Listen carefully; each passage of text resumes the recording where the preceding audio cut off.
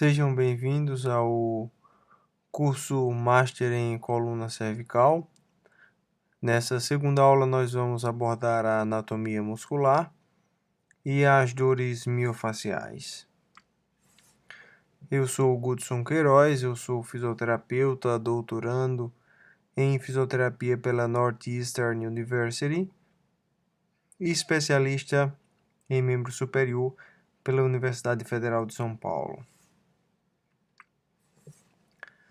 Primeiramente, vamos entender o que são pontos gatilho. Ponto gatilho é basicamente um ponto doloroso no corpo que é particularmente sensível ao toque ou à compressão e, quando estimulado, promove dor e alterações sensoriais, tanto locais como distantes.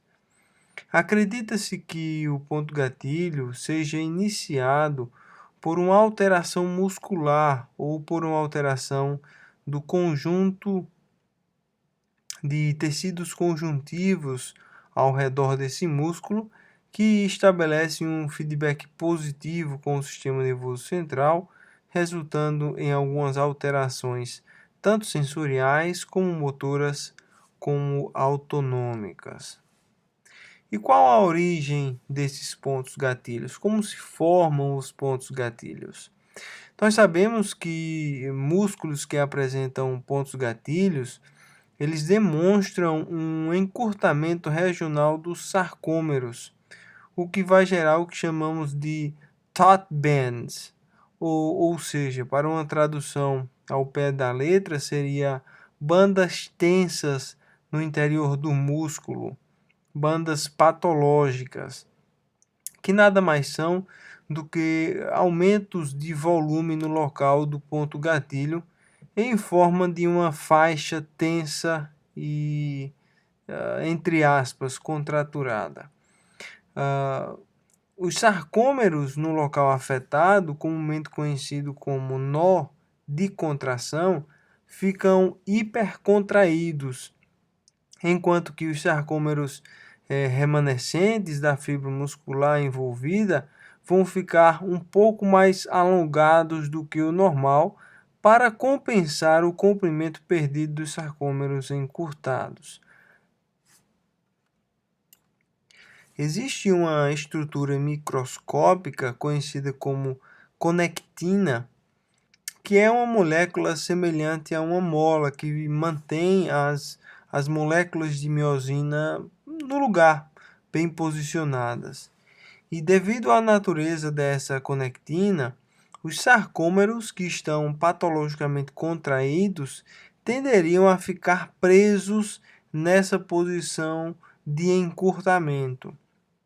O efeito desses sarcômeros encurtados é provavelmente a fonte de aumento de tensão de repouso nessa fibra muscular. Este efeito é transmitido através de toda a fibra muscular como um aumento de tensão de repouso dos sarcômeros alongados. O ponto gatilho central está localizado perto do meio da fibra muscular, onde as placas terminais motoras são encontradas. O principal objetivo do tratamento com terapia manual é restaurar o comprimento uniforme dos sarcômeros nas fibras musculares que estão afetadas e que desenvolveram comprimentos desiguais de sarcômeros, conforme a gente está ilustrando na figura.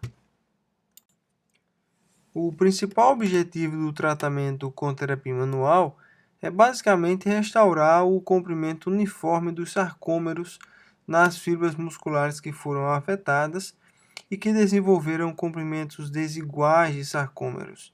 Então, essa vai ser a nossa principal teoria terapêutica quando a gente utilizar diversas técnicas para resolver esses problemas dos nossos pacientes. Nós podemos classificar pontos gatilhos como basicamente pontos gatilhos ativos e pontos gatilhos latentes. Pontos gatilhos ativos, eles são aqueles que não precisam ser mecanicamente estimulados para produzir dor. O paciente ativou esse ponto gatilho durante determinada atividade, exercício ou movimento e o paciente apresenta a sintomatologia. Já um ponto gatilho latente é aquele ponto gatilho que não produz dor durante as atividades diárias. Porém, os pontos gatilhos latentes, eles causam alguma restrição de amplitude de movimento e ainda são sensíveis à palpação digital. Um músculo individual, ele pode abrigar pontos gatilhos latentes por um período de tempo e em seguida se tornar uma fonte ativa de dor referida, como o exemplo que eu acabei de citar. Isso pode acontecer em resposta tanto a fatores de estresse, seja estresse de movimento ou seja algum outro estresse corporal, ou como fatores de perpetuação que nós iremos abordar em detalhes mais adiante. De acordo com Travel e Simons, as síndromes dolorosas miofaciais são causadas por pontos gatilhos em músculos específicos. E a dor decorrente dos pontos gatilhos miofaciais ativos, elas geralmente começam subitamente como uma síndrome aguda em um músculo específico único, como geralmente um resultado de uma sobrecarga muscular, de uma exaustão muscular. A dor também pode se desenvolver de forma insidiosa, sem nenhuma explicação razoável, que pode ser devido principalmente ao aumento de tônus muscular de forma crônica ou também, mais frequentemente, decorrente de uma atividade muscular repetitiva. Existem basicamente 5 características dos pontos gatilhos miofaciais. A primeira é que esses pontos gatilhos geralmente se formam depois, como resultado de uma exaustão muscular ou de um inadequado posicionamento. Existem basicamente 5 características dos pontos gatilhos miofaciais.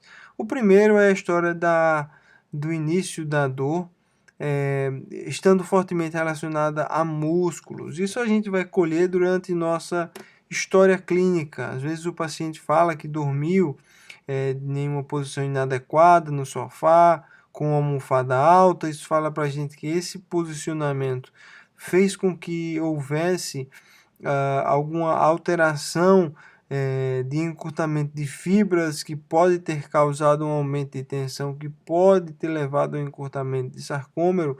Então, quando você colher a história, você vai identificar muito mais facilmente naqueles pacientes que tiveram alguma alteração muscular relacionada.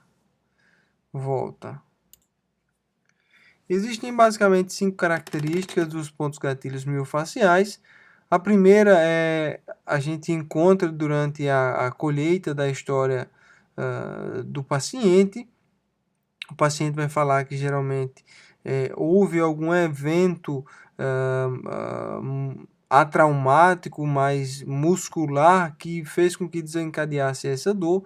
Ou ele, por exemplo, dormiu com um travesseiro muito alto, ou ele realizou uma atividade excessiva em determinado músculo que começou a sentir, ou o paciente, por exemplo, ficou muito tempo estudando com a cabeça baixa, com posicionamentos inadequados que promoveram ou provocaram a dor.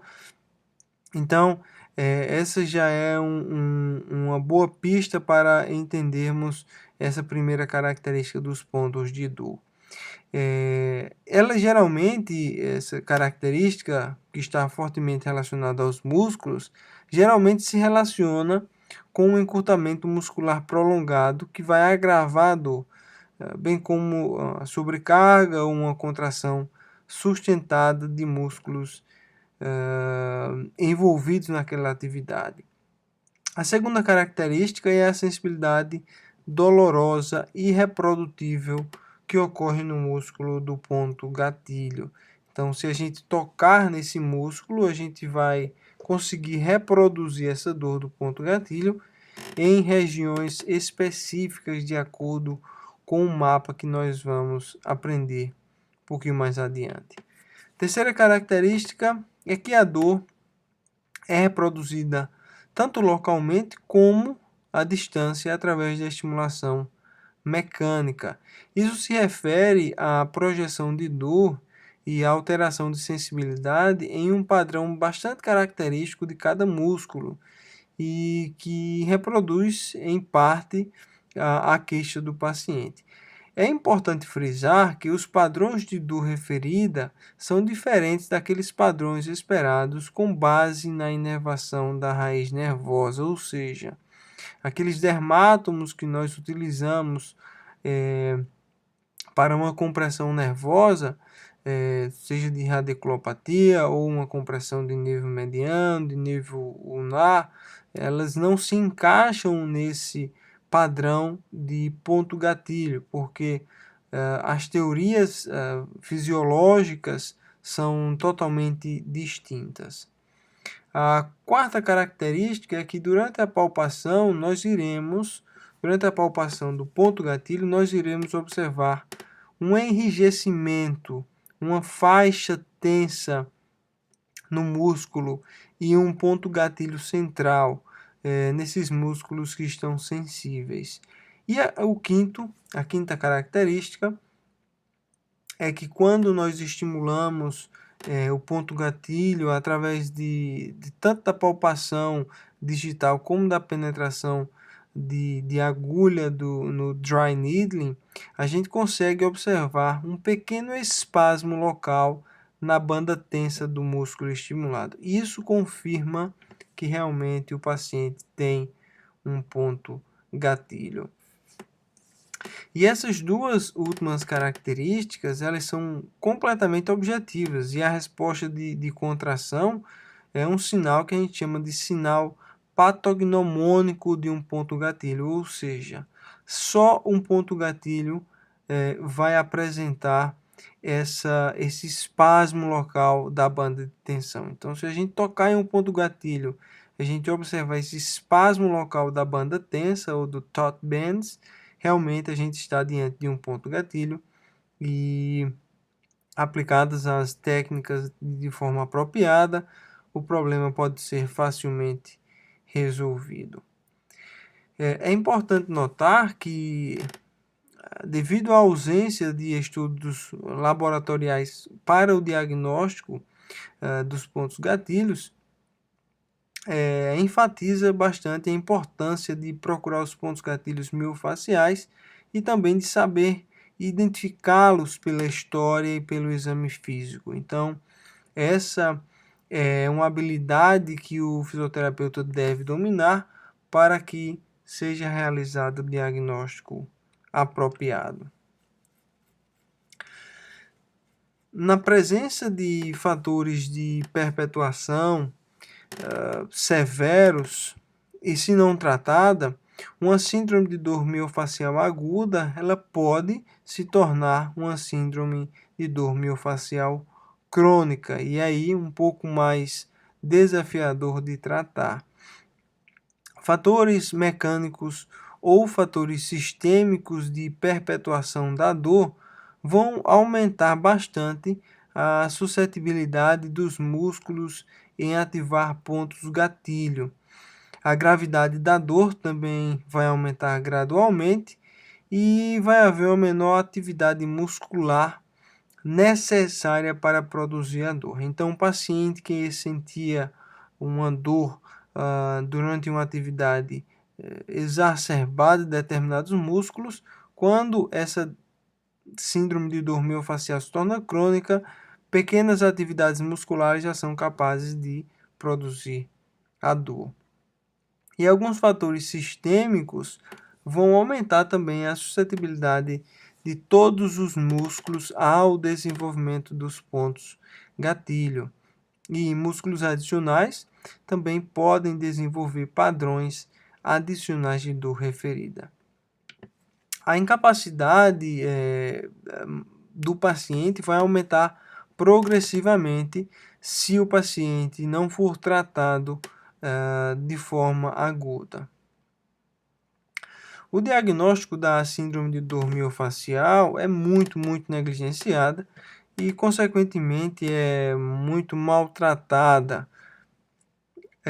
Trata-se muito ombro congelado, pensando que é uma capsulite adesiva, quando na verdade o paciente apresenta apenas alguns pontos gatilhos regionais. E os clínicos muitas vezes não têm o treinamento e a experiência necessária para reconhecer os padrões específicos de dor referida pelos músculos individuais e também para identificar esses pontos gatilhos através da palpação e para identificar os fatores que podem perpetuar, que podem manter a dor nesse paciente. Então, o que são fatores perpetuantes que nós estamos tanto falando, né? Fatores perpetuantes, eles raramente são os mesmos fatores que provocaram o disparo inicial dos pontos gatilhos. Então, os fatores de perpetuação, eles podem tanto ser fatores de perpetuação mecânicos ou fatores de perpetuação sistêmicos. Fatores mecânicos de perpetuação incluem, por exemplo, uma posição estressante, assimetrias corporais, uma imobilidade de um determinado segmento, ou até mesmo movimentos repetitivos. Da mesma forma, fatores de perpetuação sistêmica podem causar sintomas mínimos, incluindo um aumento da irritabilidade dos músculos, que por si só escapam à atenção da gente. Fatores sistêmicos de perpetuação também podem incluir uma pobre nutrição, desordens metabólicas e até deficiências de vitaminas. Por exemplo, as 5 vitaminas de maior importância para as síndromes dolorosas miofasciais são a vitamina BT, vitamina B6, a B12, o ácido fólico e a vitamina C. Isso não significa que as outras vitaminas não sejam importantes, apenas que, com base no atual conhecimento das síndromes dolorosas miofasciais, elas são menos críticas para o alívio da dor dos sintomas miofasciais. E cada vitamina vai preencher vários papéis metabólicos, servindo como uma coenzima essencial para vários sistemas enzimáticos. Os músculos gatilhos irritáveis, eles são bastante suscetíveis à tensão, e essa suscetibilidade ela leva à ativação desses pontos gatilhos. E na presença de fatores de perpetuação excepcionalmente graves, a ativação dos pontos gatilhos pode ser exacerbada e não aliviada por alguma terapia miofascial específica. Então, na maioria dos casos, a menos que os fatores de perpetuação sejam especificamente tratados, a resposta à terapia miofascial é temporária, durando apenas algumas horas ou alguns dias. Ou seja, se o paciente apresentar fatores sistêmicos de perpetuação, como uma pobre nutrição, alguma desordem metabólica, como por exemplo um hipotiroidismo, esses fatores devem ser corrigidos, porque senão a terapia miofascial ela vai trazer apenas resultados a curto prazo e a gente não, teoricamente, não vai conseguir resolver o problema do paciente, porque existe uma doença de base trazendo esses sintomas. Tanto a a termografia quanto a algumas medidas de limiar de dor de pressão dolorosa, como por exemplo o algômetro, eles podem fornecer uma comprovação um pouco mais objetiva dos achados clínicos que estão associados com os pontos gatilhos miofasciais. O próprio ponto gatilho, geralmente, ele é visto, consegue ser registrado pela termografia, e ele é visto como um círculo de calor cutâneo de cerca de 5 a 10 centímetros de diâmetro, a depender do ponto gatilho e do músculo que está sendo observado. Isso é um pouco mais utilizado para pesquisa, mas também pode ser pode ser de grande auxílio para o clínico se ele estiver à disposição esse tipo de aparelho. Em contraste com a dor miofascial,